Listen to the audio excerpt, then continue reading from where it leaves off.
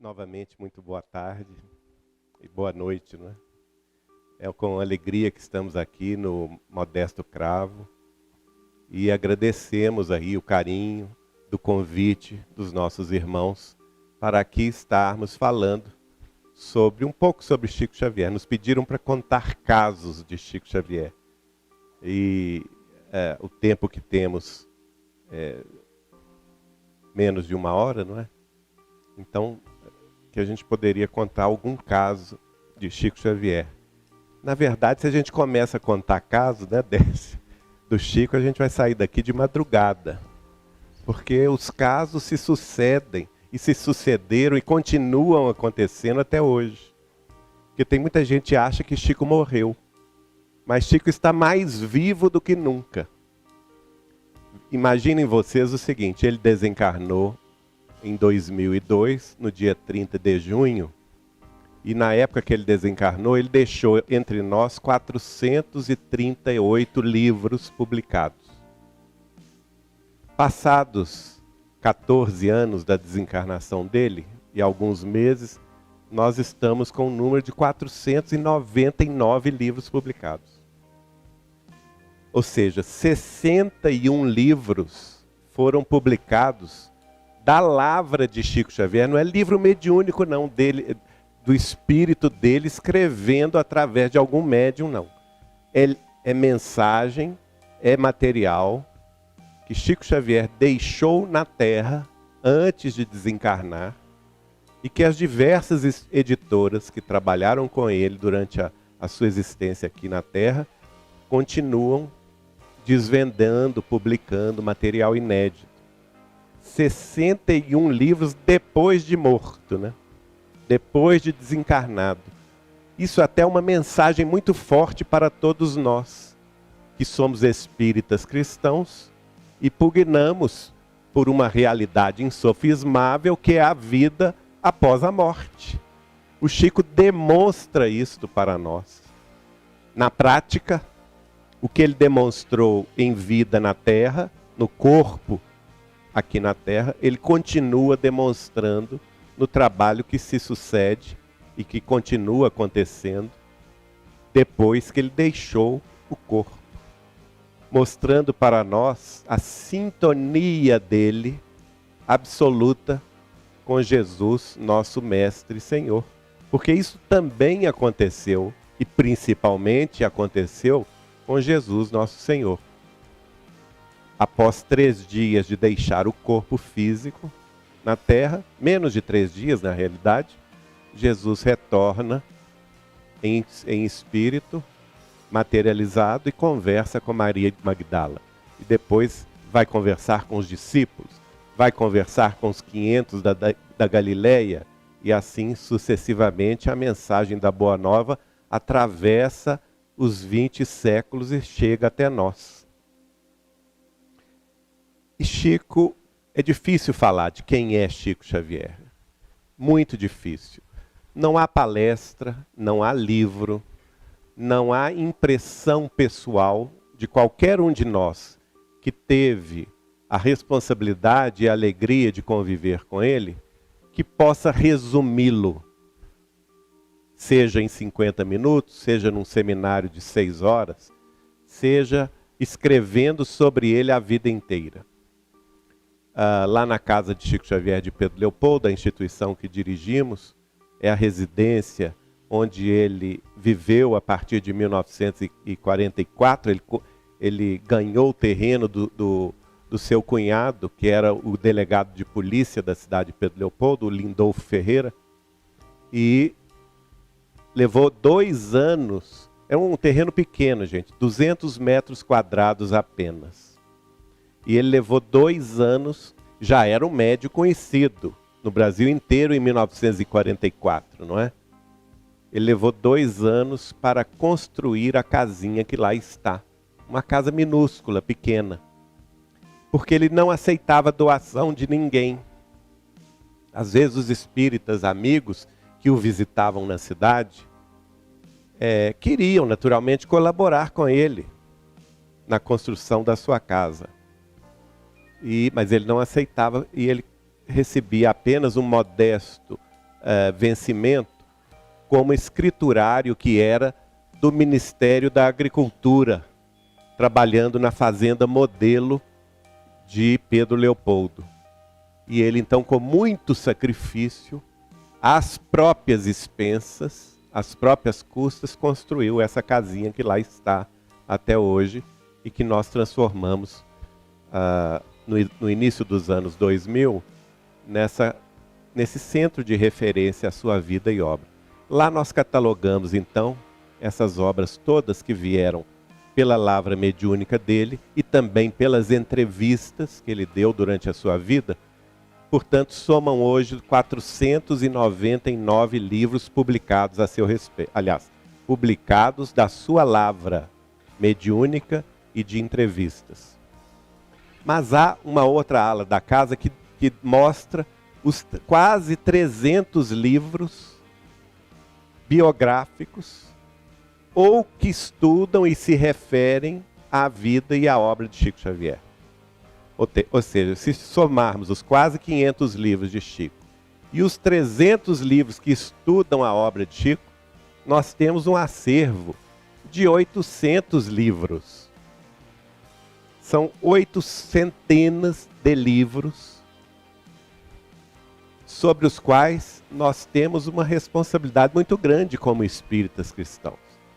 E eu pergunto a vocês, quem é que tem aqui coragem de levantar a mão e responder afirmativamente que conhece esses 800 livros?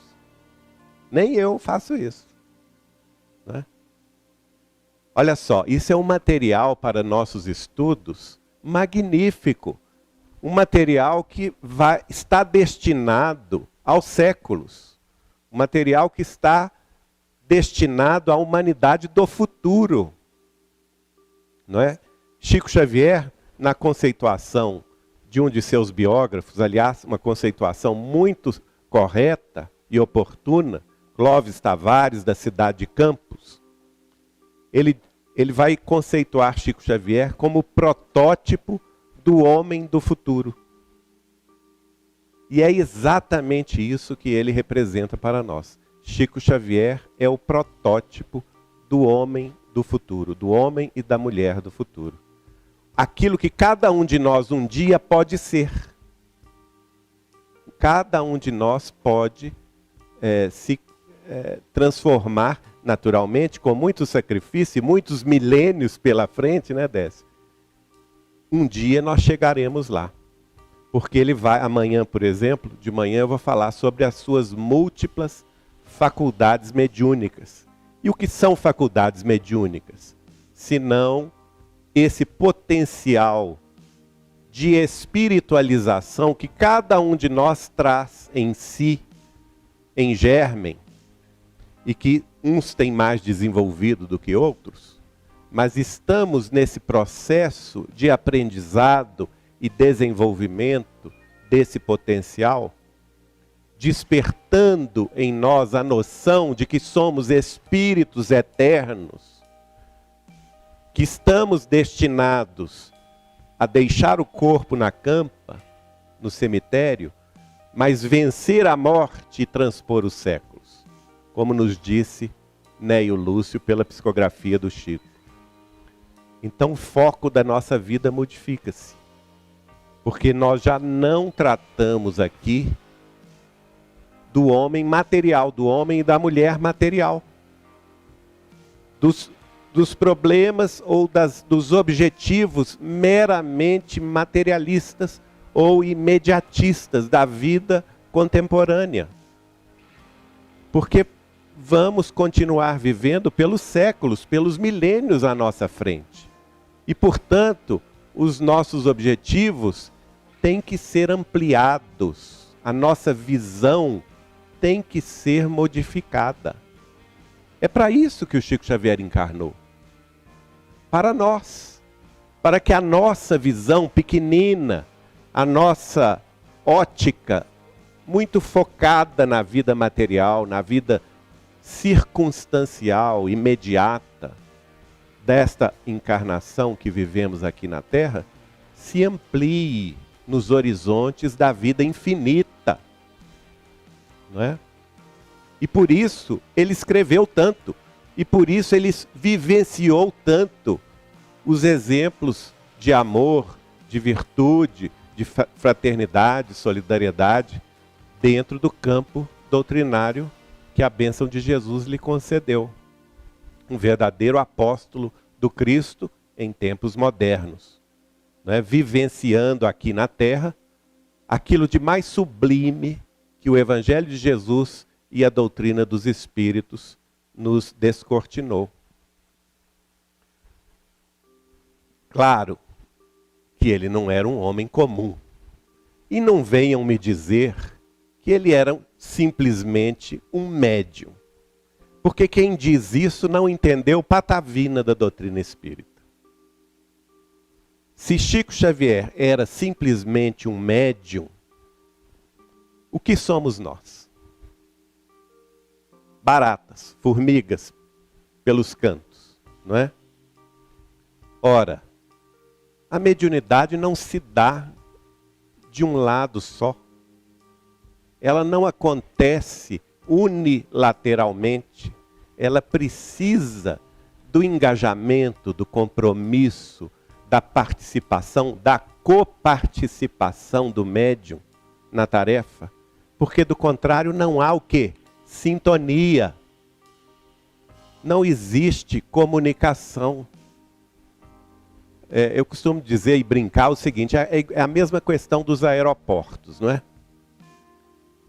Quem já viajou de avião, seja ele um teco-teco minúsculo, há um transatlântico, né? um avião como o Airbus A380, que tem 2 andares e carrega 800 pessoas e cruza os continentes, vai saber muito bem que um A380 não pode descer num campo de terra.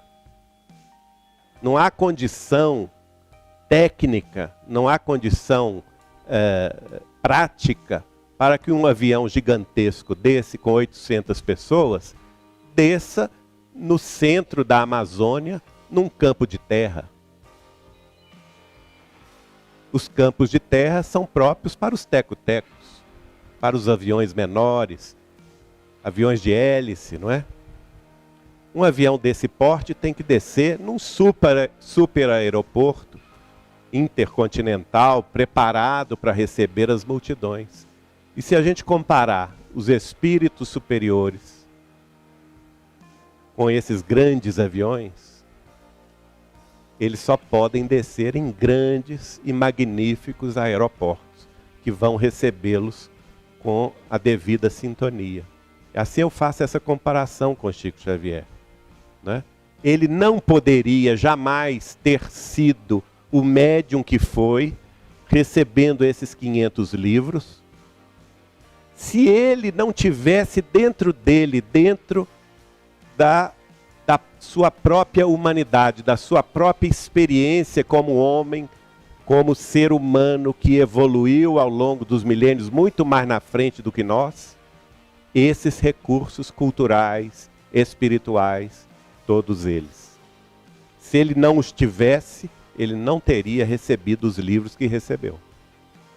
Se ele não conhecesse de outras vidas o descortino da história humana, ele não teria recebido os romances épicos que recebeu. Há 2000 anos, 50 anos depois, Paulo e Estevão, Renúncia, Ave Cristo, que não são romances para a nossa distração, não, minha gente. São trabalhos de profunda significação para a história da humanidade. Recolocam a história do cristianismo no seu devido lugar.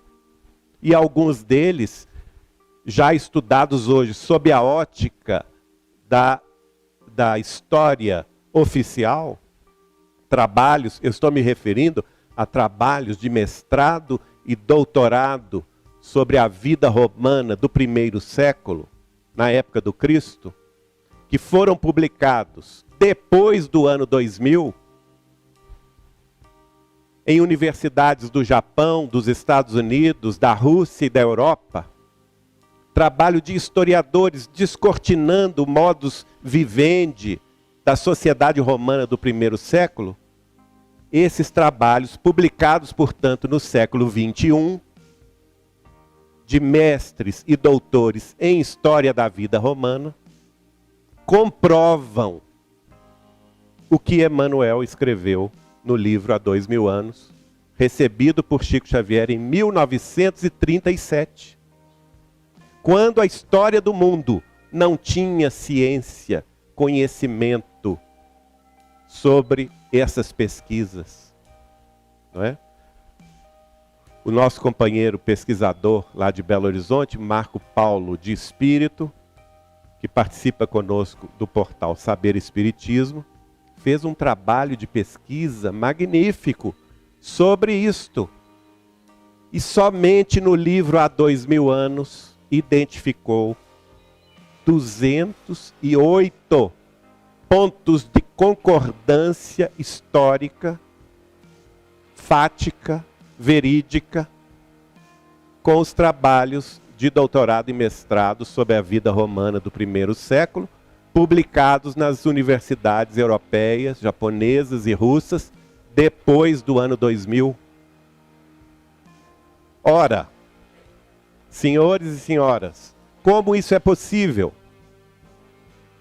Isto é uma prova insofismável da realidade do mundo espiritual, da presença do espírito de Emmanuel, que naquela época viveu como senador Públio Lentulus, descrevendo uma de suas encarnações na época do Cristo, descrevendo o modo de vida cotidiano da sociedade romana e também da sociedade judaica na Palestina. Aparentemente, quando Chico recebeu o livro e publicou o livro, como esses conhecimentos não eram da ordem do conhecimento humano, terrestre, ele foi ridicularizado. Né? Os historiadores da época disseram que o livro não fazia nenhum sentido, que aquelas informações eram uma viagem, uma fantasia de Chico Xavier, e até mesmo que a personalidade do senador Públio Lentulus não existira na história humana. Agora, o que impressiona em Chico é o silêncio. Porque ele poderia se debater, não é? Ele poderia ir para a imprensa e rebater os seus críticos, dizendo que aquilo tudo era verdade, que no futuro a história humana haveria de comprovar o que ele estava dizendo, escrevendo, o que o espírito de Emmanuel havia descrito através dele, mas não. O Chico optou sempre, diante das críticas injustificadas, pela atitude do silêncio, da caridade e da compreensão. Deixando para a posteridade, e nós estamos falando aqui, olha que grande paciência, né? Para que 70 anos depois, a própria pesquisa, a arqueologia humana, a descoberta de novos documentos que foram retirados das escavações da Roma antiga, ou então que foram retirados por toda a Itália e na Judéia distante da Palestina hoje, pudessem então vir a comprovar a posteriori o que o Espírito havia escrito através dele. Eu não estou falando de um item, 2 itens, 3, que a gente poderia dizer é coincidência, não é? Deu um chute e acertou em 3 pontos. Não, eu estou falando em 208 pontos de concordância. Isso é fantástico. Então esses livros todos, e há trabalho já sobre também o livro Renúncia, que são muito interessantes, que estão descobrindo confirmações que até então eram veladas, eram escondidas e até desconhecidas da história europeia, francesa e norte-americana, das descrições que lá o Espírito de Emmanuel fala sobre a Irlanda, sobre a França, sobre a Espanha e sobre os Estados Unidos da América do Norte, né? E que hoje são conhecidas por novos trabalhos de doutorado e de mestrado em História e em Economia. Tudo isso muito curioso, né? Então a gente fica pensando, puxa vida, que homem é esse? O Chico é um estandarte da doutrina dos espíritos, né? É a bandeira, ele próprio encarnou isso, a bandeira que transmite ao mundo o conhecimento superior. O que ele escreveu, na realidade, está destinado sim ao futuro da humanidade. E por isso ele foi tão incompreendido pelos seus contemporâneos. Por isso ele foi tão combatido no início da sua mediunidade, inicialmente pelos contrários da doutrina dos espíritos. Posteriormente pelos próprios espíritas, que se julgavam muito donos da verdade, e que chegaram, por exemplo, a formar comissões e irem a Pedro Leopoldo dizer a ele que esse espírito de André Luiz que ele recebia era um espírito pseudo-sábio, que não era possível se constituir, por exemplo, uma cidade nas nuvens. Uma comissão de engenheiros espíritas foi falar isso com ele, não é? E houve comissões de médicos daquela época, viu, doutor Décio? Também dizer para ele que o que ele escrevia sobre medicina estava tudo errado. Felizmente, depois do trabalho de Marlene Nobre, dos nobres médicos de hoje, isso se reverteu. E nós temos visto aí os médicos fazendo descobertas fantásticas dentro das antecipações mediúnicas do espírito de André Luiz através de Chico Xavier, tendo em vista novos avanços do conhecimento médico, da ciência médica. Então esse é Chico Xavier, sobre o qual nós estamos falando na tarde e noite de hoje. E apesar dessa grandeza toda, apesar dessa presença moral e espiritual tão forte, quem esteve perto dele sabe o que eu estou falando, ele conseguia uma coisa inédita, ele conseguia uma coisa extraordinária, manter-se na maior simplicidade. Ele conversava conosco de tal forma que ele se colocava ao nosso lado, como se fora comum, como se fora um ser humano comum. E ele tinha uma maestria tão grande de fazer isso, que a gente acostumava com a presença dele, sem achar que ele era uma grande coisa e sem ficar fazendo tietagem atrás dele, não é? Tal a humanidade de Chico Xavier, que se colocou ao nosso lado como um ser humano comum. Mas ele se esforçava para fazer isso. Porque, de fato, ele não era esse ser humano comum. De fato, ele estava muito além do tempo, não é? Chico Xavier estava e está muito além do tempo. Há algumas capacidades mentais de Chico que eram impressionantes. E eu tive muitas ocasiões de presenciar isso. Eu vou contar alguns casinhos sobre isso, né? Por exemplo, eu não o conhecia, minha família materna é quem o conhecia, da cidade de Pedro Leopoldo. Família Machado, né, que conheceu o Chico desde quando ele nasceu. Porque ele nasceu numa casa que os pais dele moravam em metade da casa e meu tio bisavô morava na outra metade. Então a família conviveu com o Chico desde quando ele nasceu. Tem uma carta dele para nós que ele afirma que a minha bisavó, Georgina Cândido Machado, era a melhor amiga da mãe dele, Dona Maria de São João de Deus. E meus familiares contam que o Chico já era o Chico criança. Ele já era diferente com 5 anos de idade. Ele não se tornou espírita para ser médium. Ele já era médium desde os 5 anos de idade. já via os espíritos, conversava com os espíritos, era incompreendido por isso, não é? Uma vez ele me conta que o Estado de Minas Gerais fez um concurso, ele tinha 12 anos de idade, fez um concurso. Na época, em 1922, o Brasil comemorava os 100 anos da sua libertação de Portugal, né? A independência de Portugal havia se dado em 1822, portanto, 1922 estava se comemorando o centenário da independência do Brasil de Portugal. E o Estado de Minas Gerais lançou um concurso público entre todos os alunos do ensino, hoje chamado ensino fundamental, para que participassem de um concurso de redação. E, naturalmente, o Chico, com 12 anos de idade, participou lá no grupo escolar de Pedro Leopoldo, onde ele estudava, que fica até um quarteirão apenas da casa de Chico Xavier lá.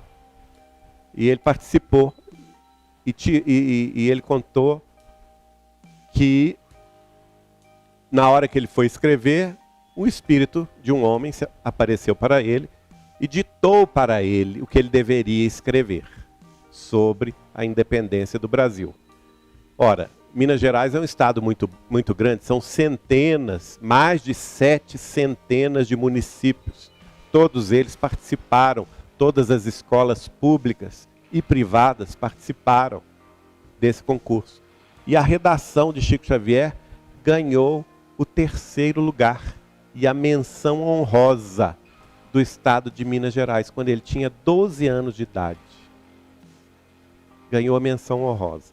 Aí ele vai me contar um caso muito gozado. Ele falou assim: Geraldinho, a partir daí eu nunca mais tive sossego. Porque se formou o partido pró-Chico e o partido contra Chico. No próprio grupo. Porque os coleguinhas que ficaram revoltados com a nota que ele levou e a menção honrosa que ele levou na redação, começaram a dizer que ele muito provavelmente deve ter colado de algum livro aquela redação, que não era possível ele escrever aquilo e ganhar 3º lugar no estado inteiro. E começou esse desafio, e ele começou a sofrer o que nós hoje chamamos de bullying nas escolas. Olha só, a vida de Chico não foi nada fácil, né? Tem gente que acha que é muito fácil. Vai estudar a vida do Chico para vocês verem. Vamos encontrar dificuldade uma atrás da outra. E aí se formou esse partido pró e o partido contra. Uma coleguinha dele, então, resolveu, agora me foge o nome dela, mas eu tinha isso na memória, um nome bem diferente, resolveu desafiá-lo em sala de aula. E desafiando, pediu à professora, falou: olha, eu acho que o Chico colou nessa prova, que ele não tinha capacidade de escrever nada disso. Então, falou com ele, com a professora, dona Rosália Laranjeiras, que era a professora primária dele. A senhora permite que a gente faça um desafio ao Chico? A gente quer que ele escreva uma redação, mas o tema nós vamos escolher assim, ao acaso. E aí ficou aquela turma pró, aquela turma contra. Não vamos fazer isso, e outros, não vamos, queriam testar o Chico. E a professora resolveu deixar a turma fazer o assunto, fazer o desafio. E essa coleguinha levantou, puseram o Chico lá na lousa, com 12 anos de idade, e a coleguinha levantou-se e deu o tema: escreva sobre a areia. E todo mundo riu, a turma do contra, né, riu, que ele não teria condição de escrever nada sobre a areia. E na mesma hora foi a primeira, vamos dizer assim, a segunda, né, que a primeira tinha sido a redação. A segunda faculdade de clareaudiência, que ele, ao ouvir os espíritos, escreveu o que os espíritos falavam com ele. E na mesma hora, aquele mesmo senhor aparece para o Chico e manda o Chico escrever na lousa. Ninguém pode escarnecer da criação. um grão de areia parece coisa alguma, mas tem a linda capacidade de refletir a luz do sol da vida. Uma frase. Calou a boca da turma, ninguém mais questionou Chico a respeito de nada. Chico tinha 12 aninhos de idade. Mais 5 anos na frente, ele conheceria a doutrina dos espíritos. A irmã dele, Maria da Conceição, desculpe.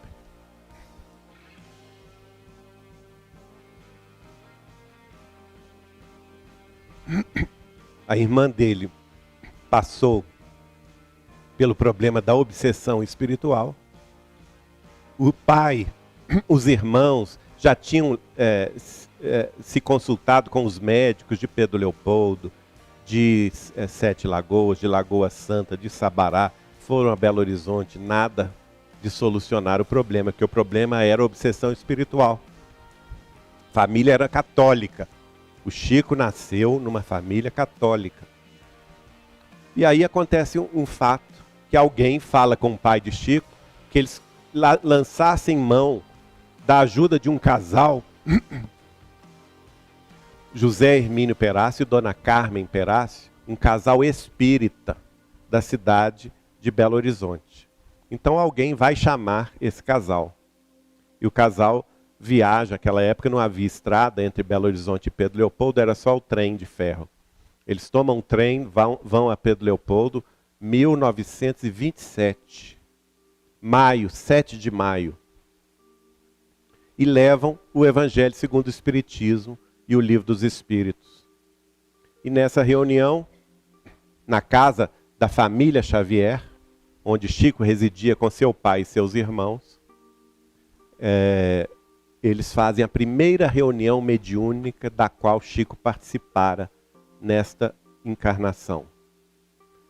E Dona Carmen, muito inspirada, fala com ele para conversar com o espírito obsessor. A primeira tarefa de Chico foi doutrinar o espírito obsessor. Pouca gente sabe disso, né? Ele viu os espíritos obsessores durante a reunião. Dona Carmen fala com ele, não, conversa com eles. Você tem condição de conversar com eles. E ele então vai conversar com os espíritos obsessores da sua irmã. E vai doutriná-los para o bem, né? Vai convocá-los ao perdão, à caridade. E a reunião se processa. Depois da reunião, o casal Perácio entrega os 2 livros de Kardec ao Chico. Ele tinha, portanto, como ele nasceu em 2 de abril de 1910, ele tinha 17 anos. Nesta encarnação.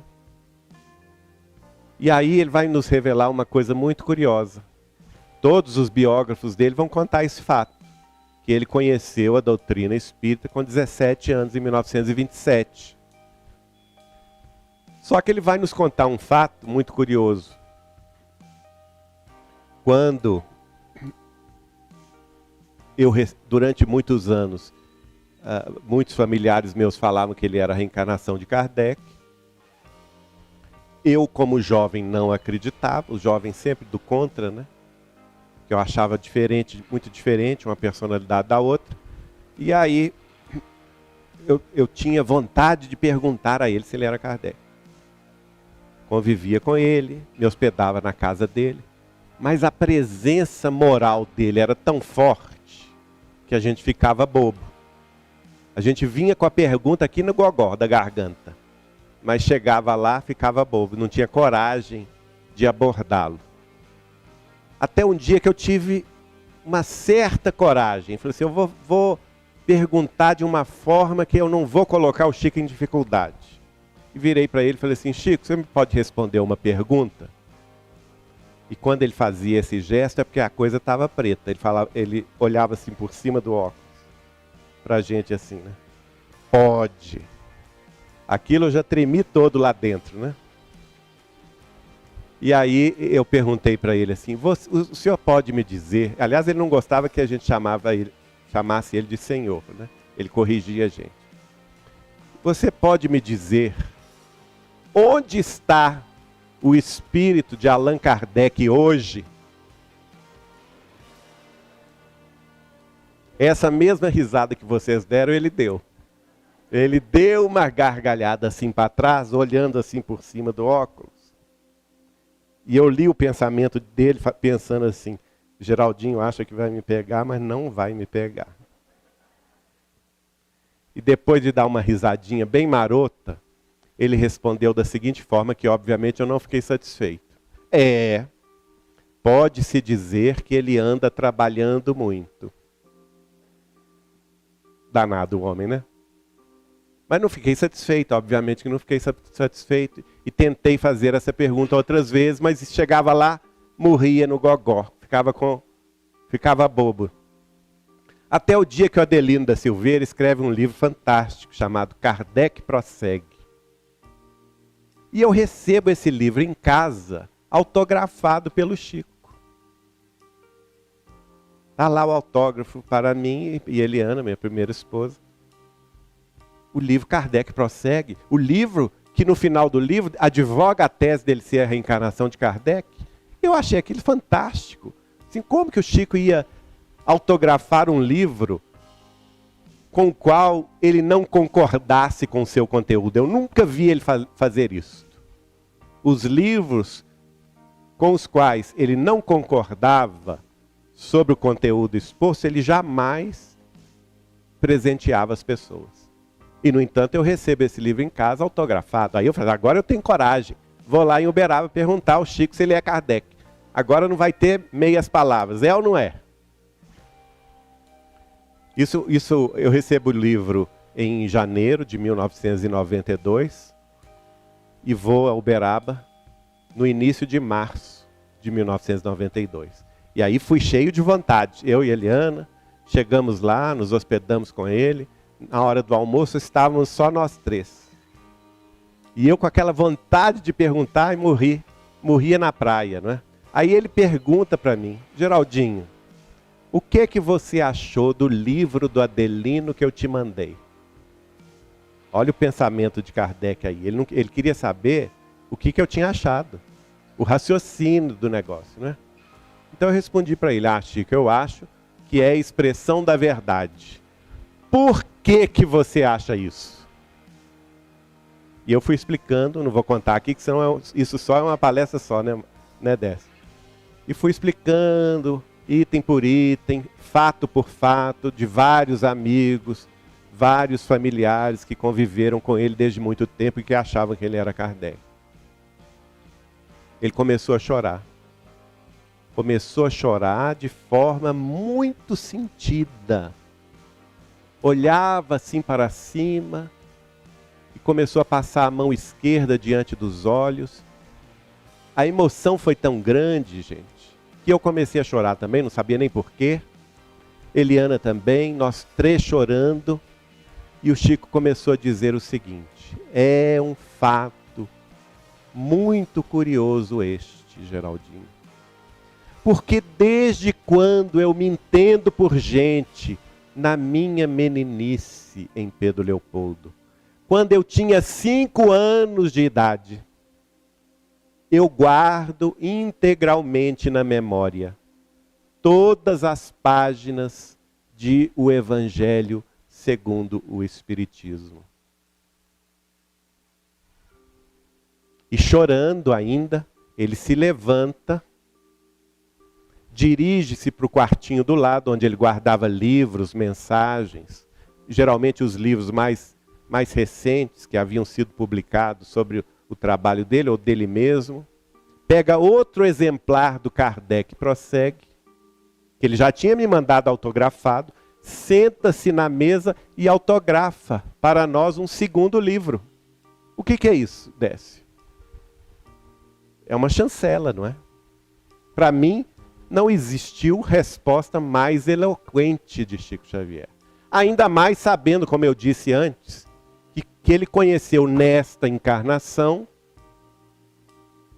a doutrina dos Espíritos apenas com 17 anos de idade, em 1927, no dia 7 de maio, quando ele recebera das mãos do casal Hermínio Perácio e Dona Carmen o Livro dos Espíritos e o Evangelho segundo o Espiritismo.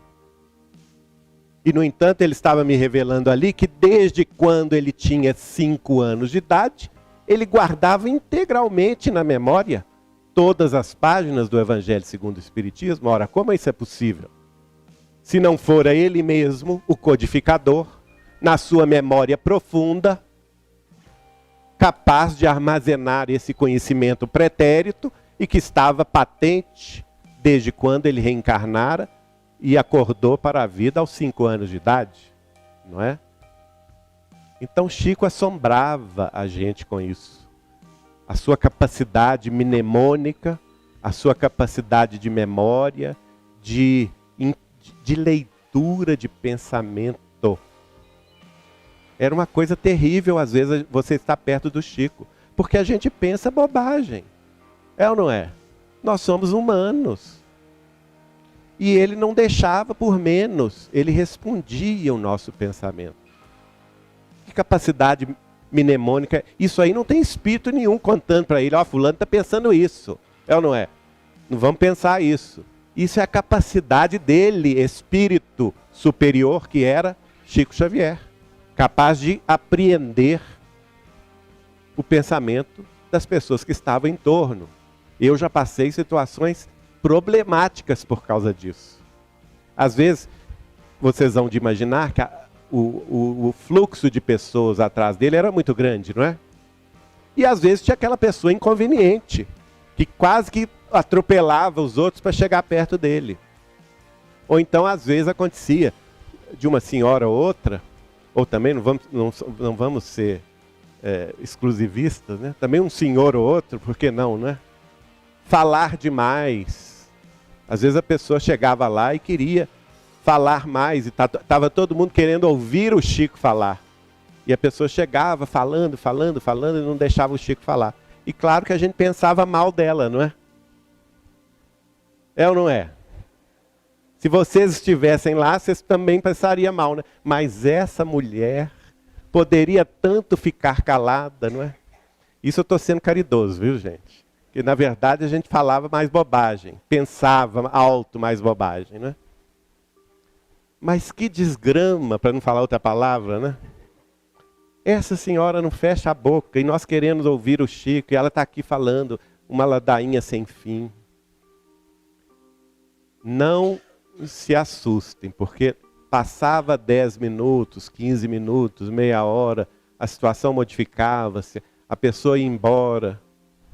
O Chico olhava para a gente firme, justamente para a pessoa que tinha pensado mal dela, e falava assim: Geraldinho, a dona fulana que acabou de sair daqui é uma pessoa extraordinária.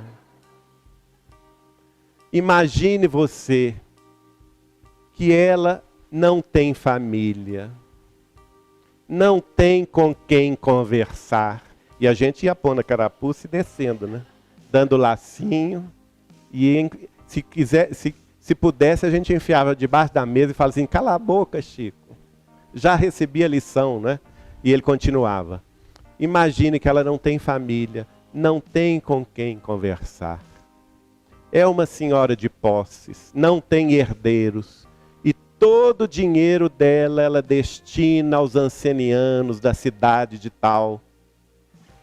Ela vai ao leprosário, à casa dos ancenianos, 3, 4 vezes por semana.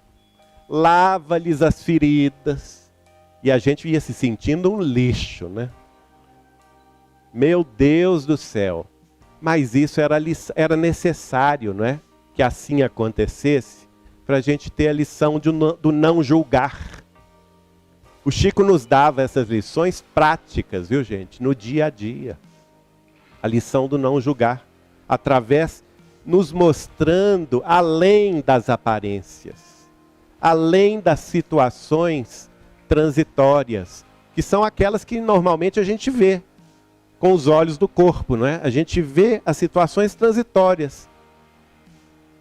As belezas ou as feiuras transitórias do corpo. E a gente não conhece a alma das pessoas que ele via. Certa ocasião também aconteceu um fato muito curioso. Uma senhora jovem, muito bonita, muito educada. E ela havia perdido um filho. E ela chegou perto de Chico, ali na casa dele, ele sentado à mesa do seu almoço, do seu jantar. E depois do almoço, geralmente algumas pessoas que estavam mais necessitadas, ele atendia ali mesmo. E essa senhora era uma jovem senhora, estava sendo trazida por amigos. Naturalmente que a gente percebeu que ela não conhecia muito da doutrina espírita, ela estava sofrendo a perda do filho. Era uma senhora bastante jovem ainda, talvez nos seus 20 e muitos anos. E ela era tão educada, e ela chegou-se perto de Chico, e ela ia falando com Chico bem baixo, mas muito educada, pedindo a ele que recebesse a mensagem do filho. E eu fiquei muito impressionado com a reação do Chico, porque o Chico estava com medo dela.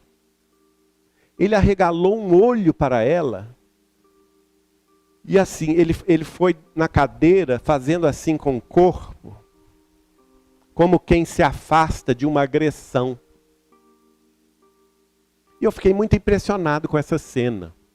E eu pensei assim, gente, alguma coisa está acontecendo que nós não estamos vendo, né? Nós não estamos entendendo. E aí, depois que a senhora foi embora, todo mundo foi embora, eu perguntei ao Chico, Chico, o que é? Eu notei algo diferente em você quando você atendeu aquela jovem senhora sofredora de ter perdido o filho. O que houve? Ele falou comigo, Geraldinho, você notou como ela era educada? Como ela falava baixo, no corpo?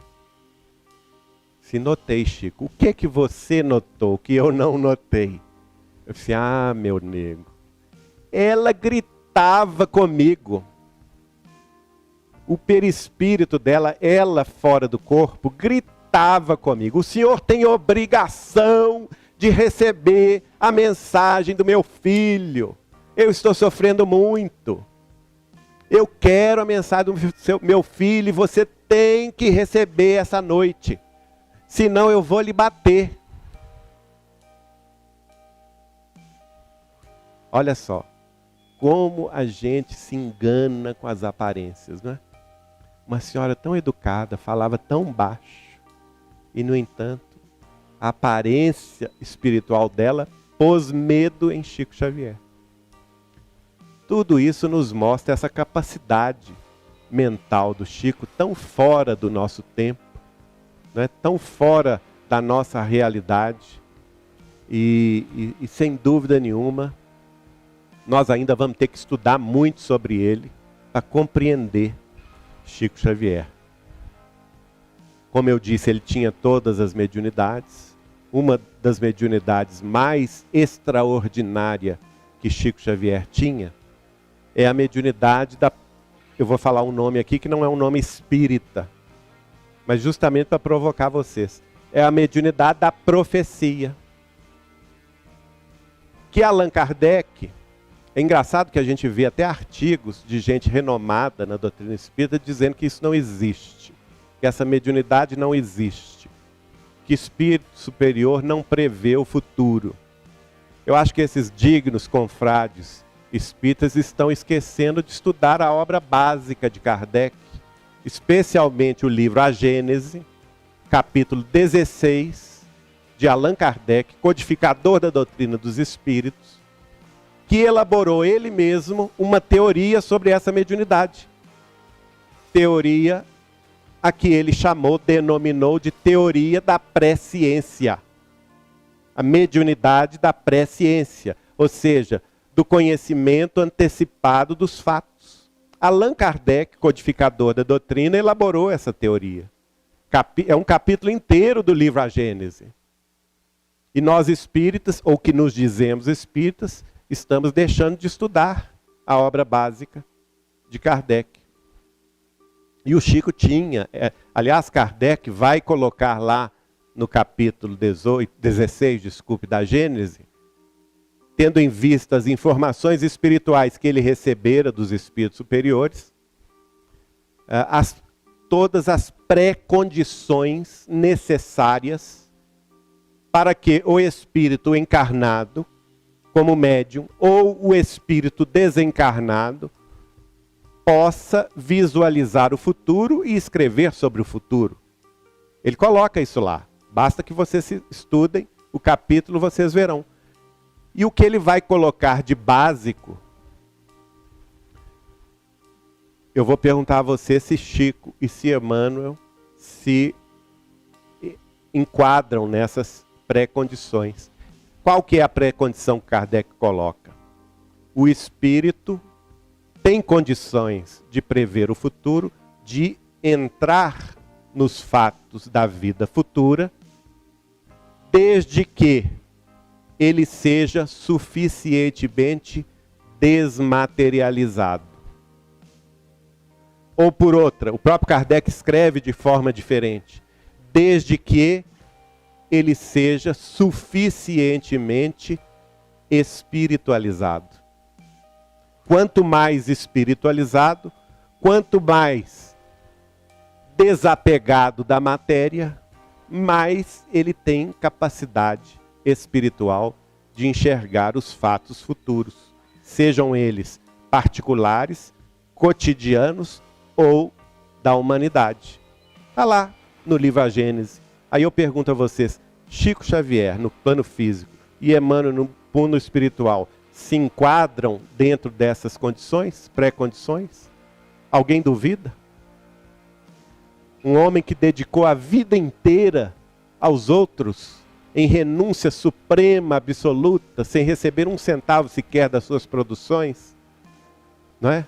E mesmo aquilo que ele recebia de doações, e foram vultosas doações durante toda a sua vida, ele integralmente doou serviço da doutrina dos espíritos, da divulgação da doutrina, dos pobres, dos aflitos, dos sobrecarregados de toda ordem. Ele se enquadra perfeitamente dentro das pré-condições de Kardec. E ele tinha essa mediunidade espantosa de ver o futuro. Na hora até da previsão, a gente até não entendia o que o Chico estava nos dizendo. Um exemplo prático. Meu pai passou pelo problema do mal de Alzheimer. Foi diagnosticado no ano 2000, um pouco antes da virada do ano 2000. Chico Xavier nos avisa disso, a mim, a minha mãe e a minha tia-avó, numa conversa na casa dele de Uberaba, em 1984. 16 anos antes de meu pai ser diagnosticado com mal de Alzheimer. Ele nos preparou para isso e nos deu indicações da nossa responsabilidade no assunto. 16 anos antes. E o fato se concretizou, não é? Um fato extraordinário que aconteceu comigo também, um fato corriqueiro, aparentemente corriqueiro. Eu nem sei explicar como que isso se deu, a não ser pela mediunidade dele de presciência. Eu tinha ido a Uberaba com a Eliana. Nessa época eu trabalhava de manhã e de tarde. De noite eu fazia faculdade de Ciências Econômicas na PUC Minas. Então meu tempo era muito reduzido. Ainda tinha as tarefas espíritas e tinha as visitas a Uberaba. Uberaba dista de Belo Horizonte, onde eu residia, 500 quilômetros. De carro eram 5 horas, de ônibus 7 horas. Então era trabalhoso para nós sair de Belo Horizonte quinta-feira à noite ou sexta-feira de manhã, ir para Uberaba, participar exaustivamente das reuniões do Chico, sexta, sábado e domingo, para retornar na segunda-feira a Belo Horizonte e continuar no ritmo do trabalho e das atividades. E nessa semana seguinte, eu estava com uma prova muito difícil. E no curso de Ciências Econômicas é um curso que te exige muita leitura, né, de livros sobre economia, para você dar conta das provas. E eu estava muito preocupado, porque a gente estava indo para Uberaba na quinta-feira, para voltar na segunda, eu ia perder um tempo precioso, pedi até licença ao Chico para estudar na casa dele. E aí nós saímos da reunião do Grupo Espírita da Prece, lá em Uberaba, Como sempre, a reunião avançava na madrugada. Era sábado, madrugada de domingo, sábado à noite, madrugada de domingo. Saímos da casa de Chico, aliás, do grupo da prece para a casa de Chico, lá por volta das 2h30 da manhã. E chegando na casa do Chico, tomamos ali um lanche rápido. Eu falei com ele: Chico, eu vou voltar para Belo Horizonte. Agora, eu estou bem, estou cheio de força, de energia, estou aceso. Se eu pegar a estrada agora, eu pego, são 5 horas direto, porque não tem trânsito esse horário da madrugada. E ele falava comigo: não, você não vai esse horário. Só que eu era mais teimoso do que ele, embora sejamos todos arianos, né? Eu também sou de abril. E aí, venceu a minha teimosia. Eu falei com ele: não, eu preciso ir a Belo Horizonte, porque eu me conheço. Se eu ficar aqui o domingo, eu vou ficar aí no papo com você, e eu vou acabar saindo daqui segunda-feira, e eu vou ter muito pouco tempo de estudar. E vou mal na prova. Aí ele concordou comigo. Não, aí ele falou assim: então vá. Mas uma coisa eu te digo. Quando vocês estiverem chegando, começando a descida da Serra das Alterosas, quase na entrada da cidade de Campos Altos, que é a estrada entre Uberaba e Belo Horizonte, não é? Na hora que você estiver começando a descida das Alterosas, vocês vão ver um homem no meio da rodovia, vestido de guarda rodoviário da Polícia Rodoviária Federal. E ele estará, aí ele se levantou da cadeira e fez o gesto. Ele estará fazendo assim. E fez o gesto. 3 vezes, abrindo os braços e fechando os braços, para que eu parasse o carro. O Chico me explicou. 3 vezes.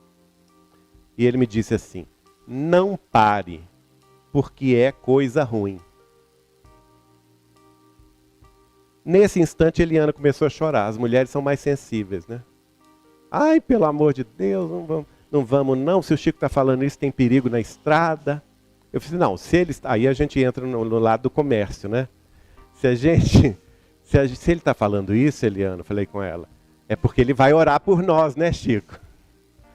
Você ora por nós? Se você orar, eu vou. Ele disse: não, pode ir que eu oro.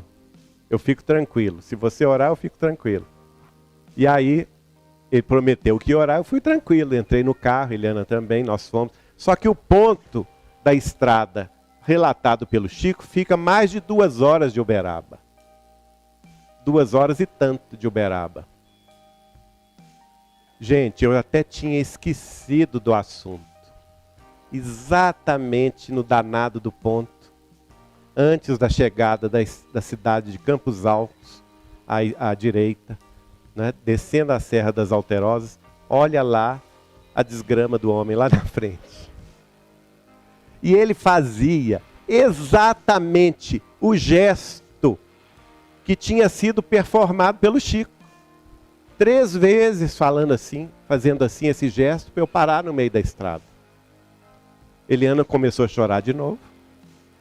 Ai, meu Deus do céu, o que será de nós? E aí eu diminuí o carro, fingi que ia parar no acostamento. Quando ele saiu do meio da estrada, eu acelerei e fui embora. E cheguei bem em Belo Horizonte. Agora, eu estou contando esse fato por quê? Que capacidade mental é esta? Deste homem que previu um fato corriqueiro numa estrada que iria acontecer 3 horas depois da nossa conversa. Como isso é possível? Mediunidade de presciência, responde Allan Kardec no livro A Gênese, não é? E aí também ele vai falar, não vamos entrar nesse assunto, porque só isso aí já gera muita coisa. Ele vai falar sobre o Brasil, o futuro do Brasil. Ele vai prever exatamente em 1989 o que nós vivemos hoje no Brasil, dando nome aos bois, dizendo o que íamos enfrentar, os escândalos de corrupção que enfrentamos hoje. Tudo isso foi previsto por Chico Xavier numa conversa particular em 1989. Né? De modo que nada disso para mim é espantoso. Já previa isso, confiando na palavra do Chico, que um dia tudo isso viria à tona. E assim sucessivamente. Ele preveu também muitas coisas que já estão acontecendo no mundo. E vamos orar para que a humanidade, consciente da sua grande responsabilidade hoje, no século 21 da sua era cristã, abandone de vez o seu moto guerreiro, a sua vocação para o estado de militarização, de guerras, estado esse que nos tem deixado com dívidas coletivas gigantescas ao longo dos séculos, e decidamos de uma vez por todas em optar pela paz, a paz dos povos, a paz das famílias, a paz dos grupos sociais, a bênção da fraternidade legítima.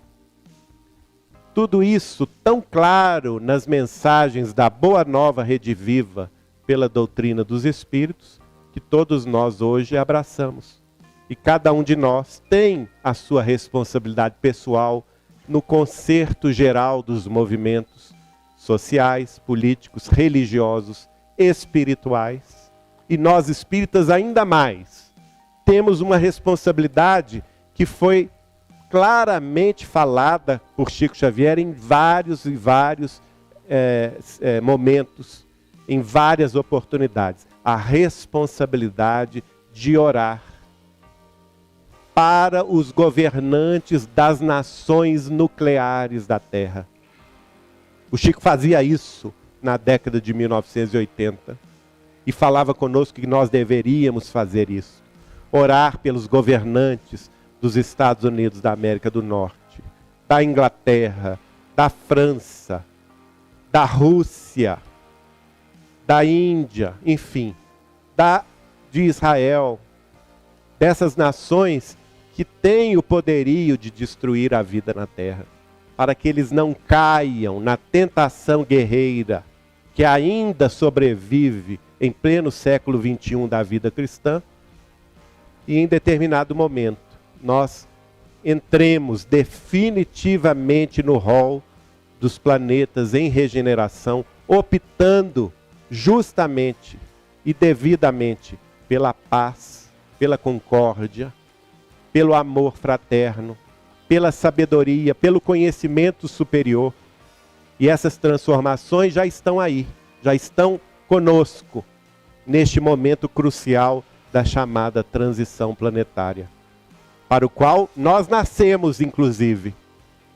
Todos nós temos uma responsabilidade nesse concerto geral, cada qual de nós dentro da sua responsabilidade pessoal, mas chamado a colaborar coletivamente. Então vamos nos dar as mãos a esse grande movimento libertador das consciências humanas que se materializa hoje na doutrina dos Espíritos. E que Jesus nos ajude nesse desiderato, nesse propósito, hoje, amanhã e sempre. Muito obrigado, meus irmãos.